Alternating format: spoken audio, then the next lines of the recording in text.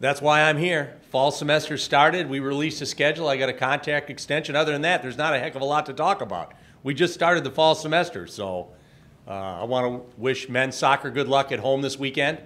Rocky Long taking the team up to Stanford on Friday. We got women's soccer and volleyball on the road, so you know fall semester is here. All these sports are up and running. We're just getting started. We had 6 good weeks of summer school with our team. We get 4 hours on the floor a week for those 6 weeks of summer school. And now we get 4 hours a week in the fall semester. So we'll go through a 2-hour practice today, which is hard to believe. It's almost embarrassing to say that we're going to have a 2-hour practice the second day of school. But I'm heading right from here onto the floor. So excited to get another look at my new team and start piecing it together. Kind of off topic, but on the same kind of thing, the new RPI system that they're using for college basketball, how well do you know that, and how well does your non-conference schedule fit into that new rating system, I guess? You know, I don't know how much the new rating system affects our schedule. We try to schedule hard games and yet give ourselves enough breaks with maybe not a elite opponent, but an opponent that will test us. If you play all hard games, it can be a long, hard year. So I don't think any team in the country plays that kind of schedule. We have enough really good home games and road games, neutral site games.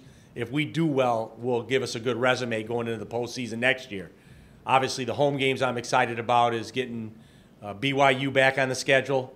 I think that's a game that both fan bases love.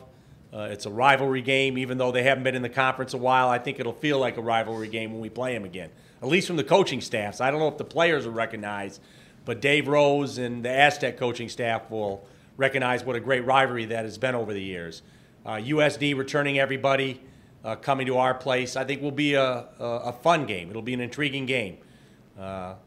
We've got, obviously, the Maui Classic, where we open with Duke, and I say about that, I want to play Duke. I was hoping it would be in the finals, but you don't want to go to Maui and miss an opportunity to play Duke. So we're looking forward to that first game. It'll be a real test. So to see how we do against maybe the best field in Maui history. Obviously, Chaminade is not in it every year anymore.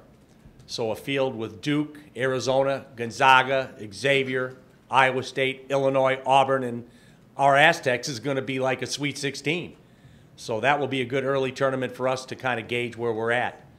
I'm happy in the conference schedule that we don't have to go to Laramie. No disrespect to Laramie, Wyoming, but it's the hardest trip, the hardest place to get to. So sometimes travel can be tough in our conference, and that's the hardest one. So I'm glad we don't have to go to Laramie, and then our other one-time opponent in conference play is Colorado State. So I like the way the schedule shakes out. It's always a test. And we'll be tested early and we'll be tested often, so I'm excited about our schedule. Do you like those tough games like that when you're early in the season, because your team hasn't really identified themselves as, I guess, what kind of team you're going to be, and you don't know how your players will respond in a real basketball game? Yeah, it will be a really early test. And the thing when you play Duke is they're going to have 5 freshman starters in all likelihood. So you talk about new, it's going to be new to them too. I like the fact that we have 2 senior guards in the lineup, in Devin Watson and Jeremy Hemsley. I think if you can start with guard play and veteran guard play, it might take the young guys longer to come along. We will have 5 freshmen and 3 sophomores amongst our top 11 players. So we've got a lot of youth on the team, but I like the fact that we have veterans returning in Jeremy, Devin, and then Nolan Narain is a 4th-year junior. So we do have good veterans returning that will hopefully keep us off to a good start as the young guys catch up. Who among the freshmen have impressed you so far, sort of stood out? I like all my freshmen. Obviously, Adam Seiko coming off a redshirt year is ahead of everybody because of a year in the program, and he's looked good. My 4 freshmen, newcomers, Agwook, Joel, Nate, and Ed all have great length. I mean, when you look at them, they look like Aztecs. They have length, athleticism, and now we have to make them into basketball players as quickly as we can.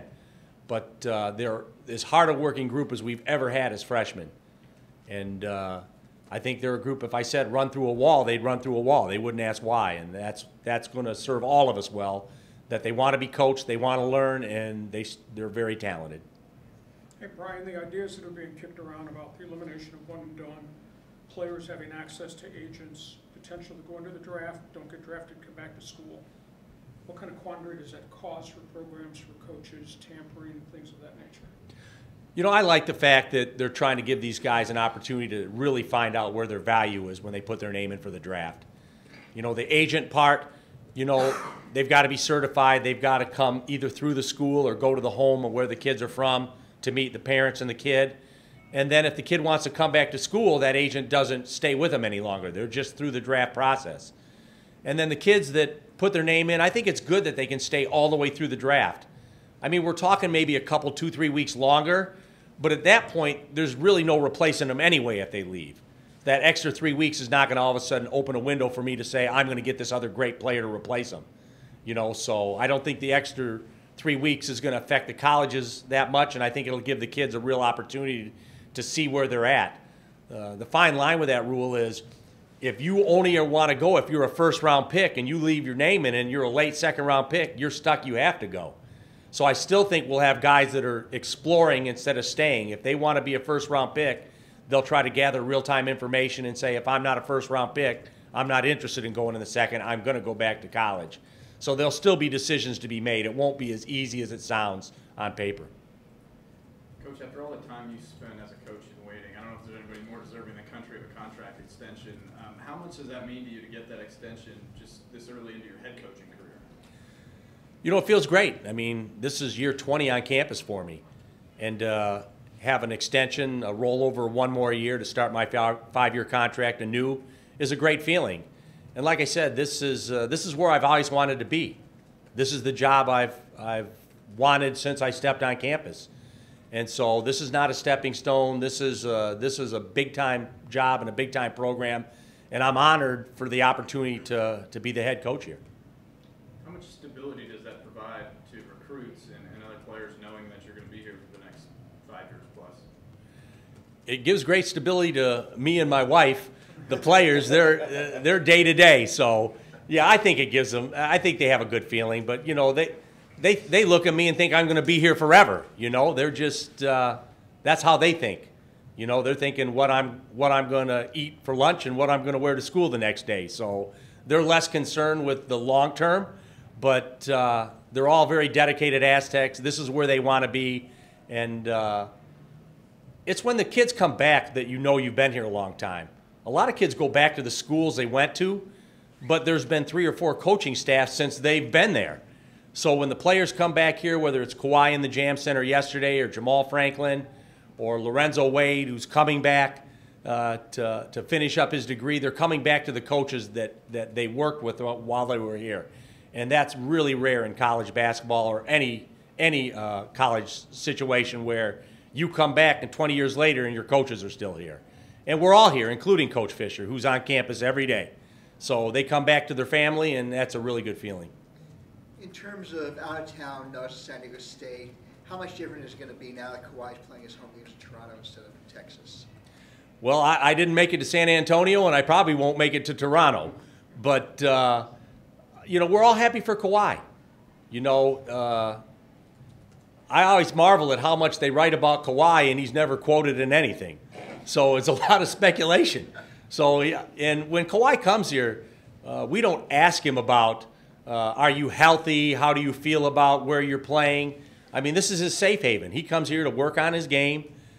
He's the hardest worker we've ever had in the program, and he comes here to see his family. And when you're family, you don't ask all those questions. If he wants to volunteer, how he's feeling, or about whether he's playing somewhere or how his health is, then we're here to listen. But he comes here because he knows it's a safe place for him to be home with family here at San Diego State.